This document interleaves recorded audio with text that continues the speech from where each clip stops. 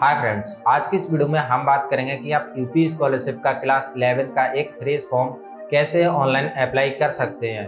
तो क्लास 11 का form online apply करने के लिए आपके पास ये सारे डॉक्यूमेंट्स होने चाहिए। इन्हीं सारे डॉक्यूमेंट्स के साथ आप ऑनलाइन फॉर्म के लिए अप्लाई कर सकते हैं। काफ़ी बच्चों का ये क्वेश्चन रहता है, हमने 10th क्लास में स्कॉलरशिप के लिए अप्लाई किया था तो क्या हमें फर्स्ट ईयर में फ्रेश फॉर्म भरना पड़ेगा, ये रिन्यूअल होगा। तो 9th क्लास का फॉर्म आपका 10th में रिन्यूअल हो जाता है, उसके बाद उसका एंड हो जाता है। देन आपको फर्स्ट ईयर में एक फ्रेश फॉर्म भरना होता है। फर्स्ट ईयर वाला फॉर्म ही आपको अगले साल रिन्यूअल करना होगा। देन आगे के बाद जो भी आप ग्रेजुएशन वगैरह करेंगे उसमें आपको फ्रेश फॉर्म भरना होगा। तो आज की इस वीडियो में हम 11th क्लास के फ्रेश फॉर्म भरने की पूरी प्रोसेस को जानेंगे। तो चलिए फ्रेंड्स, अपनी वीडियो को स्टार्ट करते हैं। तो वीडियो के डिस्क्रिप्शन में आपको एक लिंक मिलेगा, उस लिंक पर क्लिक करके आप स्कॉलरशिप की ऑफिशियल वेबसाइट को ओपन कर सकते हैं। वेबसाइट ओपन होने के बाद कुछ इस तरीके का इंटरफेस आपको दिखाई देगा। अब यहाँ पर आपको 11th क्लास का फॉर्म भरना है, तो इसके लिए आपको एक फ्रेश रजिस्ट्रेशन करना होगा। तो आपको स्टूडेंट पर क्लिक करना है, उसके बाद रजिस्ट्रेशन पर क्लिक करेंगे। यहाँ पर आपको अपनी कैटेगरी के हिसाब से अलग अलग बॉक्सेस दिखाई देंगे। तो आप जिस भी कैटेगरी में आते हैं उस बॉक्स में से यहाँ पर पोस्ट मैट्रिक इंटरमीडिएट फ्रेश को सिलेक्ट कर लेंगे। तो हमें एक एससी कैंडिडेट का अप्लाई करना है, तो हमने यहाँ पर एससी वाले बॉक्स में पोस्ट मैट्रिक इंटरमीडिएट को सिलेक्ट कर लिया। उसके बाद यहाँ पर डिस्ट्रिक्ट को सिलेक्ट करेंगे। डिस्ट्रिक्ट आप अपना कॉलेज वाला सिलेक्ट करेंगे, जहाँ भी आप पढ़ रहे हैं जिस डिस्ट्रिक्ट के कॉलेज में, उस डिस्ट्रिक्ट को यहाँ पर सिलेक्ट करेंगे। उसके बाद उस डिस्ट्रिक्ट में इंटर कॉलेज जितने भी होंगे वो सारे ओपन होकर आ जाएंगे। आपका जो भी कॉलेज होता है वो यहाँ पर आपको सिलेक्ट कर लेना है। उसके बाद यहाँ पर आपको अपनी कैटेगरी सिलेक्ट करनी है। उसके बाद यहाँ पर रिलीजन आपको सिलेक्ट कर लेना है। छात्र का जो भी नाम रहता है वो आप हाई स्कूल के अकॉर्डिंग डालेंगे। ये भी आपको कंफर्म कर लेना है कि आपका हाई स्कूल में नाम और आपके आधार कार्ड में नाम मैच होना चाहिए, तभी आप यहाँ पर आवेदन कर पाएंगे स्कॉलरशिप के लिए, वरना आपका आधार वेरिफिकेशन में प्रॉब्लम आ सकती है। उसके बाद यहाँ पर मोबाइल नंबर को दर्ज करेंगे। हाई स्कूल की पासिंग ईयर को सिलेक्ट करेंगे। उसके बाद हाई स्कूल के बोर्ड को सिलेक्ट कर लेंगे। अब यहाँ पर आपको हाई स्कूल का अनुक्रमांक पूछा जाएगा, तो यहाँ पर आपको अलग अलग दो बॉक्सेस दिखाई देंगे, तो इसमें आपको कंफ्यूज नहीं होना है। फर्स्ट बॉक्स को आप ऐसे ही ब्लैंक छोड़ देंगे, उसमें कुछ भी नहीं भरेंगे। सेकंड बॉक्स में आपको अपना रोल नंबर भर देना है। उसके बाद यहाँ पर आपको अपना अल्फान्यूमेरिक एक पासवर्ड बना लेना है। सेम पासवर्ड को यहाँ पर आप कंफर्म कर देंगे। उसके बाद आपसे पूछा जाएगा निःशुल्क प्रवेश हुआ है। अगर आपका निःशुल्क प्रवेश हुआ तो यस करेंगे, अदरवाइज नो सिलेक्ट करके नीचे कैप्चा को भरेंगे और जनरेट ओटीपी पर क्लिक कर देंगे। जो भी रजिस्ट्रेशन में आपने मोबाइल नंबर दर्ज किया है उस पर एक ओटीपी भेजा जाएगा, जो कि ओटीपी आपका 5 डिजिट का होगा। तो ओटीपी यहाँ पर दर्ज करेंगे, कैप्चा को भरेंगे एंड सबमिट पर क्लिक करेंगे। आपका जो रजिस्ट्रेशन है सफलतापूर्वक हो जाएगा। इसे आपको प्रिंट कर लेना है एंड आपको स्कॉलरशिप की होम वेबसाइट को दोबारा से ओपन करना है। अब यहाँ पर आप स्टूडेंट पर क्लिक करेंगे। उसके बाद फ्रेश लॉगिन पर क्लिक करके इंटरमीडिएट स्टूडेंट लॉगिन पर क्लिक कर लेंगे। क्लिक करने के बाद यहाँ पर आपकी लॉगिन विंडो ओपन हो जाएगी। अब यहाँ पर जो आपको रजिस्ट्रेशन नंबर मिला है वो यहाँ पर आपको दर्ज कर देना है। साथ ही आपने जो रजिस्ट्रेशन में मोबाइल नंबर दर्ज किया था वो मोबाइल नंबर दर्ज करेंगे और जो भी आपने अल्फान्यूमेरिक पासवर्ड बनाया था उस पासवर्ड को यहाँ दर्ज करेंगे और नीचे कैप्चा को फिल करके सबमिट पर क्लिक कर देंगे। सबमिट पर क्लिक करने के बाद आप सफलतापूर्वक लॉगिन हो जाएंगे। यहाँ पर आप देखेंगे टोटली 7 स्टेप है जो आपको कंप्लीट करने हैं। फर्स्ट स्टेप हम कंप्लीट कर चुके हैं रजिस्ट्रेशन करके। तो सबसे पहले यहाँ पर अब आपको डिजिटल लॉकर का सत्यापन करना होगा। तो डिजिटल लॉकर सत्यापन करने के लिए यहाँ पर क्लिक करेंगे। क्लिक करने के बाद यहाँ पर आपको click here to DigiLocker verification पर क्लिक करना है। इसमें यहाँ पर आपको आधार को सिलेक्ट कर लेना है और लोकेशन परमिशन के लिए अलाउ कर देना है और उसके बाद आधार नंबर डाल के नेक्स्ट पर क्लिक करेंगे। अब यहाँ पर जो भी आपका आधार में नंबर लिंक होगा उस नंबर पर एक ओटीपी भेजा जाएगा। उस ओटीपी को यहाँ दर्ज करेंगे और नीचे सबमिट पर क्लिक करेंगे। सबमिट पर क्लिक करने के बाद अगर आप डिजी लॉकर के ऑलरेडी यूजर होंगे तो यहाँ पर आपसे पिन पूछा जाएगा। अगर आपको पिन नहीं पता तो आप फॉरगेट कर सकते हैं, डेट ऑफ बर्थ को फिल करके आपका पिन फॉरगेट हो जाएगा। अगर आप नए यूजर हैं, आप पहली बार स्कॉलरशिप का फॉर्म भर रहे हैं, तो यहाँ पर आपको एक पिन सेट करने के लिए बोला जाएगा। तो उस केस में आप कोई भी 6 डिजिट का एक पिन सेट कर लेंगे। जिन फ्यूचर डिजी लॉकर इस्तेमाल करते समय आपको जरूरत पड़ेगी तो उसे आप नोट डाउन या फिर याद रख सकते हैं। उसके बाद जब आप सबमिट करेंगे तो उसमें आपको जो परमिशंस वगैरह आएंगे इसमें आपको कुछ भी छेड़छाड़ नहीं करना, एज इट इज रहने देना। जो सिलेक्ट है और जो सिलेक्ट नहीं है वो ऐसा ही रहने देंगे, इसमें कुछ भी नहीं करेंगे। नीचे आपको एक अलाउ का ऑप्शन दिखेगा तो आप यहाँ पर अलाउ कर देंगे। अलाउ करने के बाद जो स्टूडेंट है उसका नाम, डेट ऑफ बर्थ और फादर नेम, एड्रेस वगैरह सारी डिटेल्स इसी से आ जाएगी। साथ ही आपका आधार वाला फोटो भी आ जाएगा। तो यहाँ नीचे आपको वेरीफाई डिटेल्स पर क्लिक करना है। वेरीफाइड डिटेल्स पर जैसे ही क्लिक करेंगे वैसे ही यहाँ पर आपकी जो पर्सनल डिटेल्स है आपके आधार से ही ले ली जाएगी और आपका डिजी लॉकर सत्यापन जो है सफलतापूर्वक हो जाएगा। अब यहाँ पर हमें अपना एप्लीकेशन फॉर्म भरना है, तो छात्रवृत्ति हेतु आवेदन पत्र भरें, इस पर क्लिक करेंगे। क्लिक करने के बाद यहाँ पर आपको सबसे पहले तो एड्रेस भरना है। तो एड्रेस के यहाँ पर आपको 2 कॉलम दिखाई देंगे। तो पहले में आप अपना विलेज एंड पोस्ट भर सकते हैं एंड सेकंड बॉक्स में यहाँ पर आपको अपना डिस्ट्रिक्ट भर देना है। सेम तरीके से यहाँ पर अगर आपका पत्र व्यवहार पता पूछा जाता है, अगर आपका अलग होता है तो यहाँ पर आप दूसरा पता भर सकते हैं। अदरवाइज इस टिक बॉक्स को टिक करेंगे तो दूसरा एड्रेस ऑटोमेटिक आ जाएगा। अब यहाँ पर आपसे राशन कार्ड नंबर पूछा जाएगा, होता है तो इसे दर्ज करेंगे, अदरवाइज ये कंपलसरी नहीं है।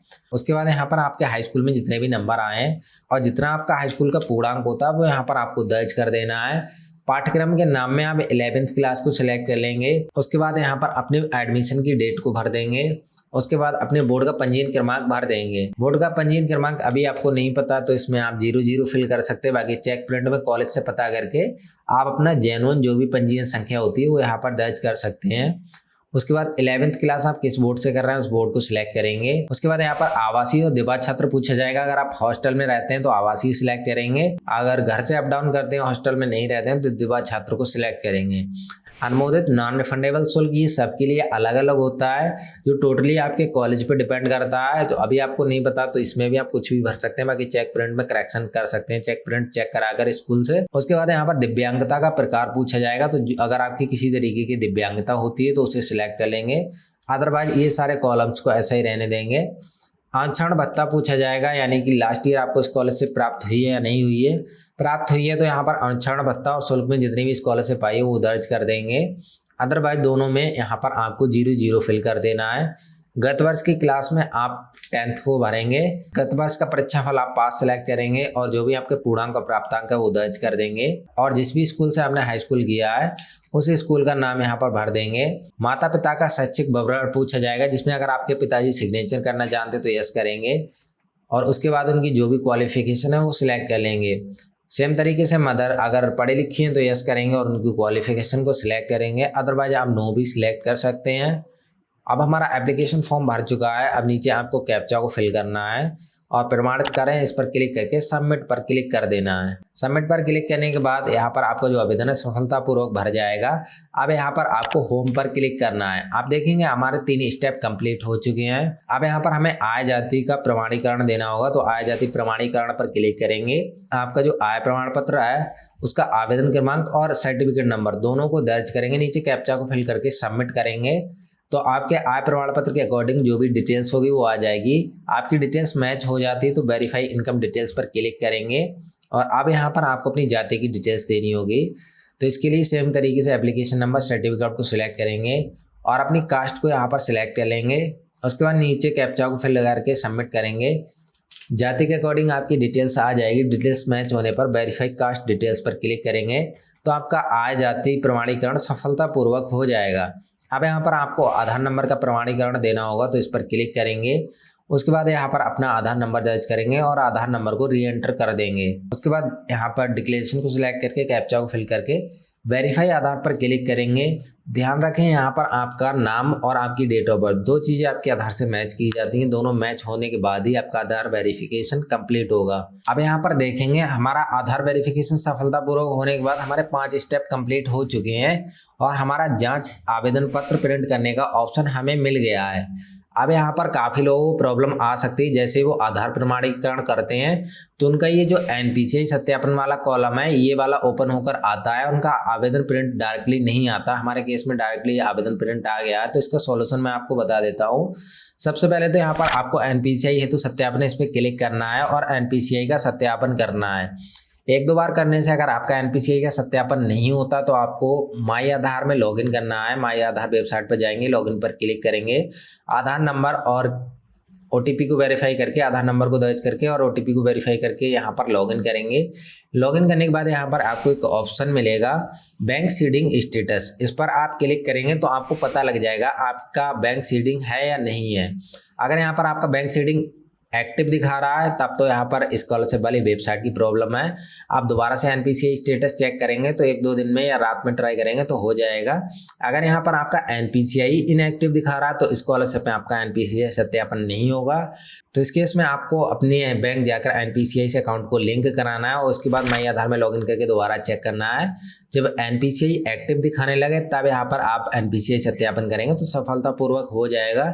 जैसे ही एनपीसीआई सत्यापन सफलतापूर्वक होता है तो आप अपना आवेदन का जांच प्रिंट निकाल सकते हैं। आप जांच प्रिंट निकालने के बाद इसे आप एक एक डिटेल्स को बारीकी से खुद चेक करेंगे। बाकी यहाँ पर जो जैसे नॉन रिफंडेबल फीस है, बोर्ड का पंजीयन क्रमांक है और एडमिशन की डेट है, ये सारी डिटेल्स को आप स्कूल से चेक कराएंगे। चेक कराने के बाद जो भी करेक्शन होता है वो आपको काट के इसी प्रिंट में कर लेना है और दोबारा से वेबसाइट में लॉगिन करना है। और जो भी संशोधन रह जाता है, आपका जो भी करेक्शन करना चाहते हैं वो आवेदन पत्र को संशोधित करें, यहाँ पर क्लिक करके संशोधन कर सकते हैं। जब बाकी आपको कंफर्म हो जाए आपकी सारी डिटेल्स ठीक है, जांच के उपरांत आवेदन पत्र को सबमिट करें तो यहाँ पर इस पर आपको क्लिक करना है। इस पर क्लिक करने के बाद आपका फॉर्म जो लॉक हो जाएगा और लॉक होने के 3 दिन बाद आप उसका फाइनल प्रिंट निकाल सकते हैं सेम तरीके से लॉगिन करके। और उस फाइनल प्रिंट में सारे डॉक्यूमेंट्स को अटैच करके आप उसे कॉलेज में जमा कर देंगे। ध्यान रखें, जब तक आपका फॉर्म कॉलेज में जमा नहीं होगा तब तक आपका स्कॉलरशिप का आवेदन इनकम्प्लीट माना जाएगा। तो आपको सभी फॉर्म्स को अपने कॉलेज में ज़रूर से सबमिट करना है। तो फ्रेंड्स, ये थी पूरी प्रोसेस। आप इस तरीके से क्लास 11th का एक फ्रेश फॉर्म ऑनलाइन अप्लाई कर सकते हैं। यहाँ पर आपको कहीं ना कहीं एनपीसीआई में प्रॉब्लम आ सकती है तो उसका सॉल्यूशन भी मैंने आपको वीडियो में बता दिया है। तो सबसे पहले तो आपको माई आधार पर जाकर अपनी एनपीसीआई को ही चेक करना है, देन उसके बाद आप अपना स्कॉलरशिप का फॉर्म भरेंगे तो ज़्यादा बेटर रहेगा, आपको एनपीसीआई वाली कोई भी प्रॉब्लम नहीं आएगी। बाकी इस वीडियो में फिलहाल इतना ही। अगर आपको वीडियो पसंद आई तो वीडियो को लाइक करें। ऐसी और वीडियोस देखने के लिए आप हमारे चैनल को सब्सक्राइब करना ना भूलें।